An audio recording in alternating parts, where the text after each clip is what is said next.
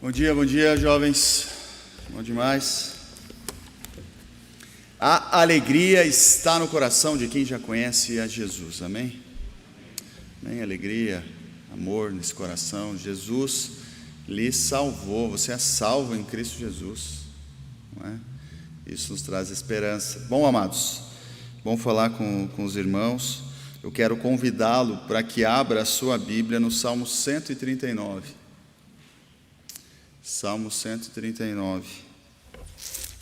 Apesar da Bíblia, do texto aparecer ali na tela, né, vale a pena sempre exercitar aí a sua capacidade de encontrar os textos bíblicos, porque quando você está lá na sua casa e não tem a telinha, você consegue achar o texto, né? Salmo 139. Esse salmo eu acho que todos já leram algumas vezes, hein? Várias. Salmo lindíssimo. É um salmo que, apesar da quantidade de vezes que já nos foi apresentado por outros, ou enfim, quando nós mesmos, por interesse próprio aqui, vamos atrás desse texto, apesar disso, do número de vezes, ele não perde a sua novidade. As palavras dele são sempre confortadoras, são sempre desafiadoras, e portanto vale a pena refletir mais um pouco sobre esse texto. Salmo 139.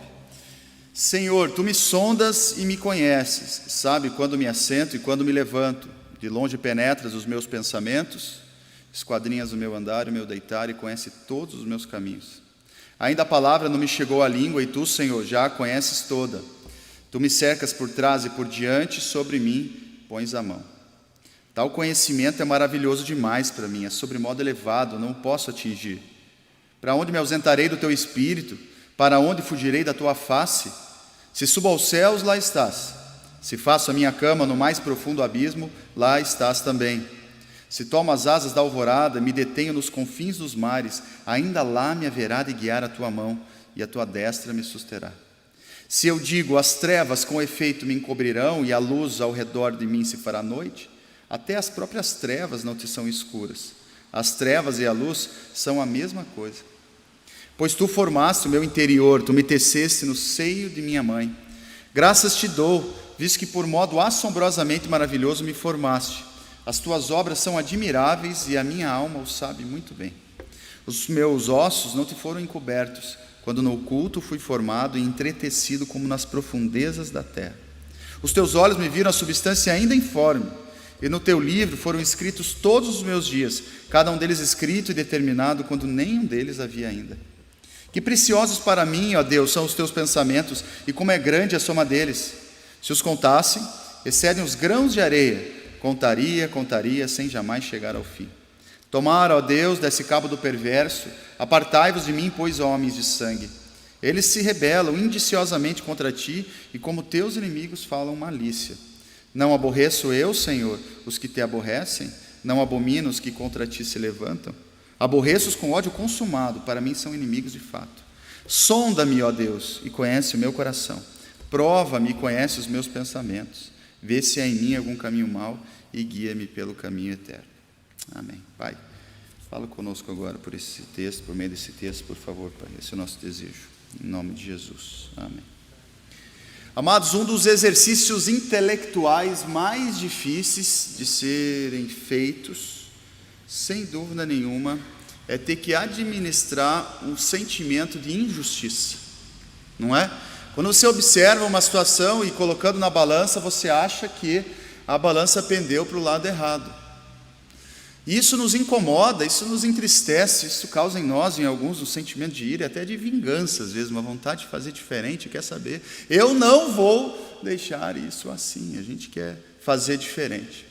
Esse sentimento de injustiça, ele precisa evidentemente ser entregue a Deus, mas ele passa a ser melhor administrado quando tomamos posse, né? Vamos tomar posse hoje? Quando tomamos posse de uma grande verdade da palavra de Deus, que eu acredito que seja pouco falada ou utilizada nos nossos exercícios intelectuais, que é um dos principais, se é que eu posso dizer assim, que outro não seja, também principal, Atributos de Deus, a sua onisciência. Quando eu penso mais, quando eu valorizo mais, quando eu coloco no jogo a onisciência de Deus, quando eu incluo a onisciência de Deus nas minhas avaliações, eu descanso.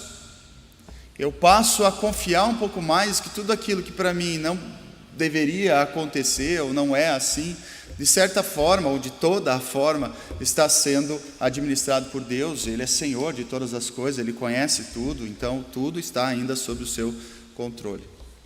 A onisciência de Deus é um dos atributos incomunicáveis do Senhor. O que isso significa? Que nenhum outro ser pode ser também onisciente.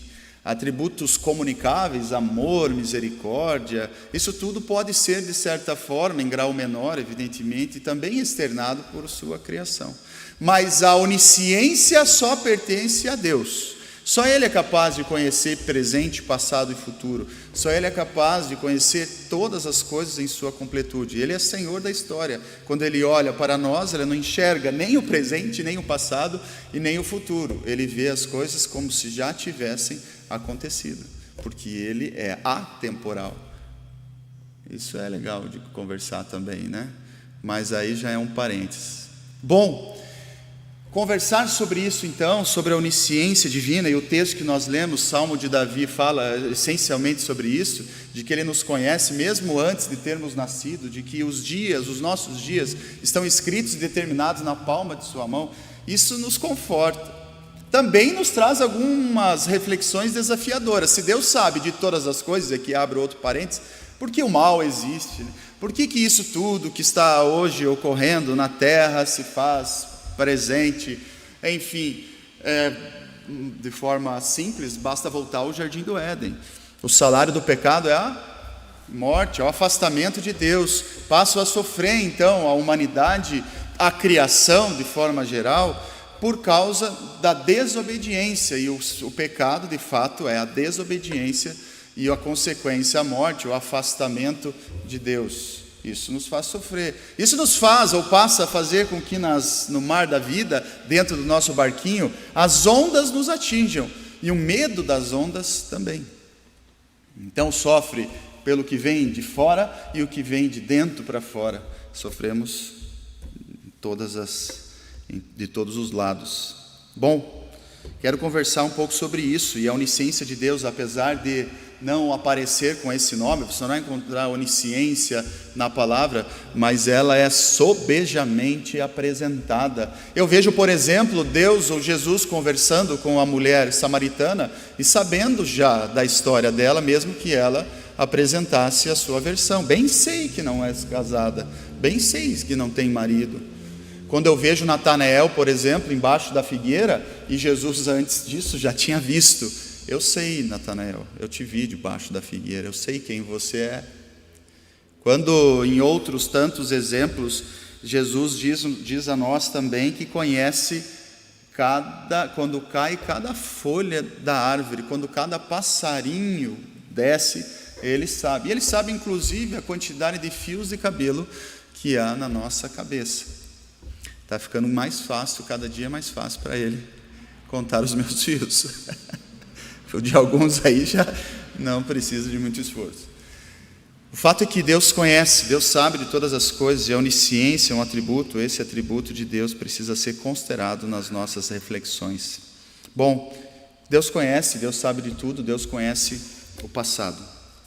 E se Deus conhece o passado, o Salmo de Davi, o Salmo 7, vai dizer que o Senhor julga os povos. Bom, por que saber que Deus conhece o passado melhora a minha qualidade de vida? Né? Vamos pensar aqui, não que Deus esteja muito interessado em melhorar a nossa qualidade de vida, somos nós que estamos interessados nisso. Deus quer mesmo que nós sejamos bons servos dEle, e Ele nos dará todas as coisas, mas as preocupações, Deus não tem preocupações, essa é uma linguagem antropomórfica aqui, mas as questões de Deus para conosco são espirituais e envolvem o projeto dEle em nossas vidas, não o nosso projeto na vida dEle, né? Isso não existe, é Deus que faz a sua obra em nós, suportemos em amor, por obediência, tudo quanto nos sobrevier, sabendo que a recompensa nos espera na glória. Bom, mas melhora sim a minha qualidade de vida quando eu imagino que Deus sabe de tudo. Eu não sou da área de direito, mas tem excelentes advogados aqui, e parto do pressuposto de que uma premissa básica para um bom juiz é que ele ouça ambas as partes, né? De que ele ouça com atenção os dois lados, as duas versões, ou as 3, as 4, as 5 versões, para que ele possa então exercer um juízo equânime, sincero, honesto. E quando isso não acontece, nos sentimos, como disse no início, incomodados. Bom, Deus é aquele que antes que as partes se falem, externem os lados, ele já conhece a história, ele já sabe o que aconteceu, portanto ele é capaz de exercer um juízo e interpretar, que é muito interessante também, não só ele conhece os fatos, mas ele interpreta os fatos de forma coerente. Aí sim eu olho para a minha vida e todo o sentimento de injustiça que eu sinto, com base na injustiça que eu vejo no mundo, ou no meu mundo, eu sei que Deus, o Senhor, é Senhor de todas as coisas, conhece tudo, conhece as versões, portanto eu vou descansar em Ti, porque eu já me senti diversas vezes injustiçado. E o sentimento, a vontade de fazer a verdade vir à tona, me levou a tomar decisões equivocadas, quando pareci muito mais colérico do que acho que já sou. Essa semana aconteceu algo interessante nesse aspecto comigo, ilustra talvez algo que já tenha acontecido na sua vida. Participei de uma reunião onde uma das pessoas começou a ser acusada naquela reunião de ter se comportado de uma maneira. Em resumo, fulano de tal começou a ser então acusado, e diziam assim sobre ele: você fez isso.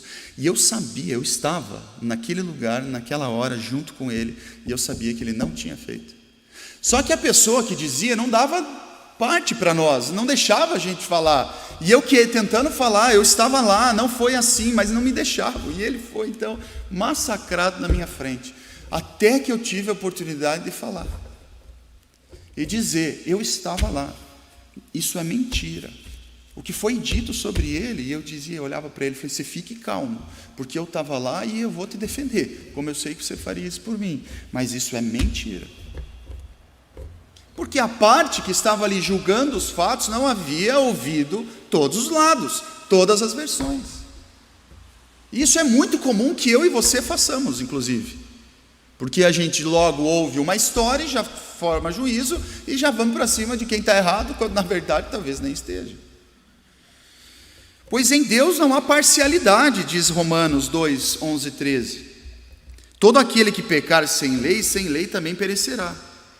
E todo aquele que pecar sob a lei, pela lei será julgado. Porque não são os que ouvem a lei que são justos aos olhos de Deus, mas os que obedecem à lei, esses serão declarados justos. O início do texto diz que em Deus não há parcialidade. Aqui quem conhece um pouco Romanos vai saber que a igreja nova convertida começa a se incomodar com os judeus que também haviam se convertido. Paulo escreve essa carta aos romanos sem ter ido lá, na verdade, sabendo do que estava acontecendo. E então ele trata desse assunto: em Deus não há parcialidade, e Deus conhece e julga todas as partes de forma perfeita. Bom, lembram de Acã? Lembram bem de Acã, quando Acã tenta esconder algo de Deus?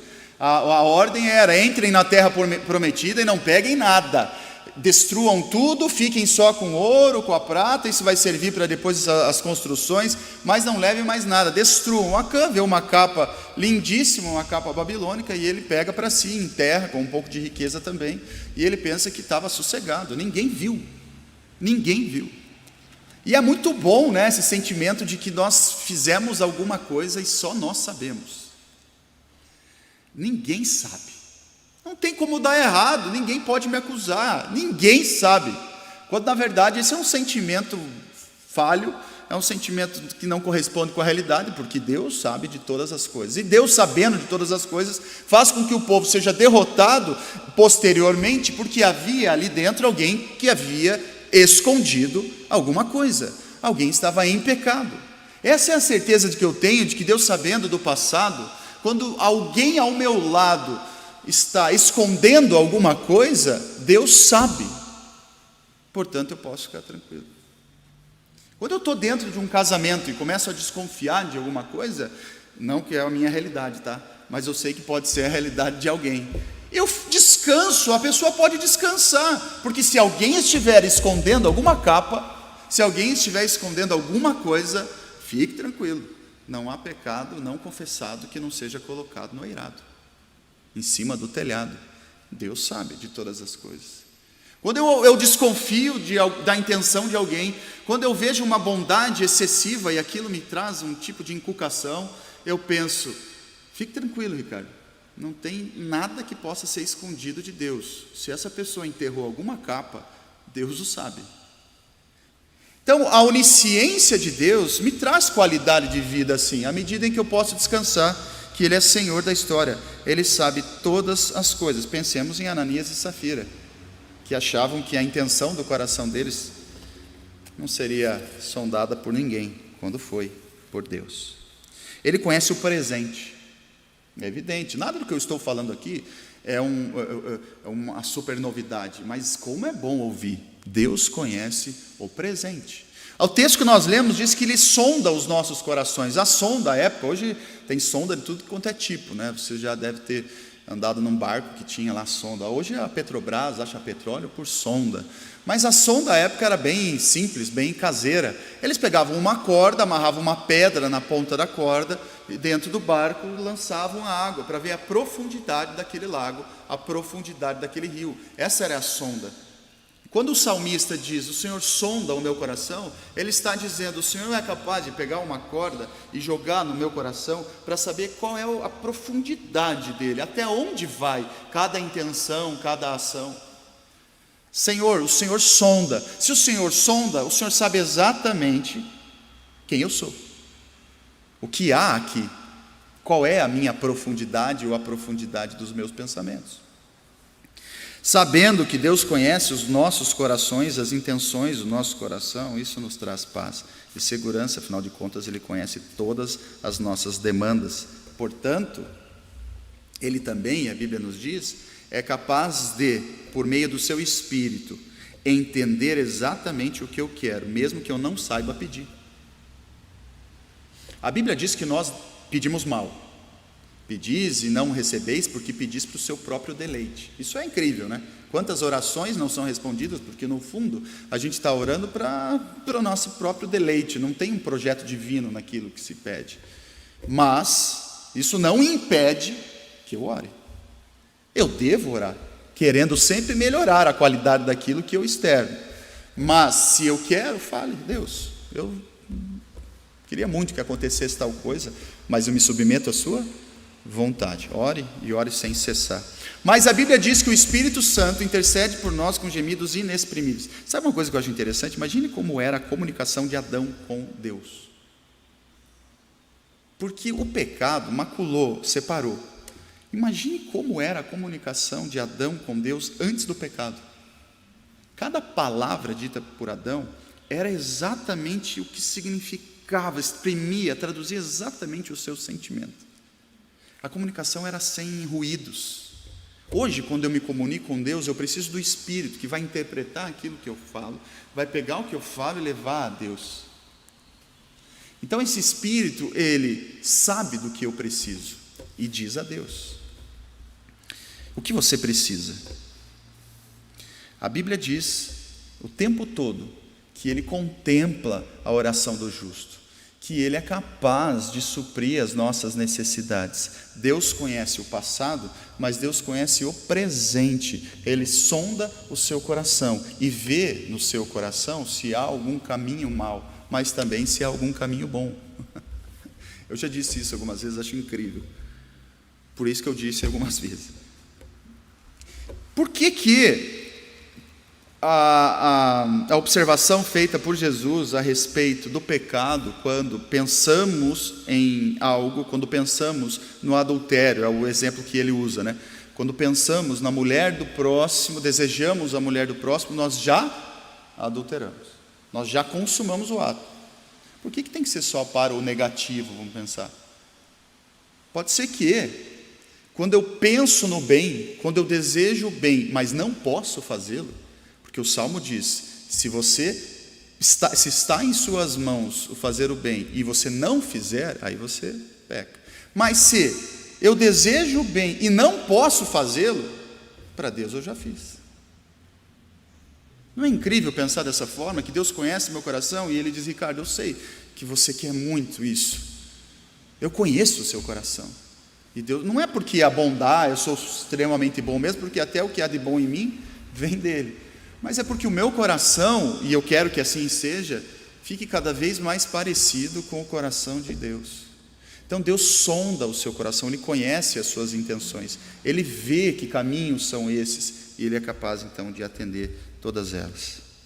Deus conhece a aflição do seu povo. Vocês lembram bem, evidentemente, quando Deus estava com o povo no deserto? Quando Deus estava com o povo no Egito, 400 anos lá, e o povo então começa a dizer que não aguentava mais permanecer naquele lugar.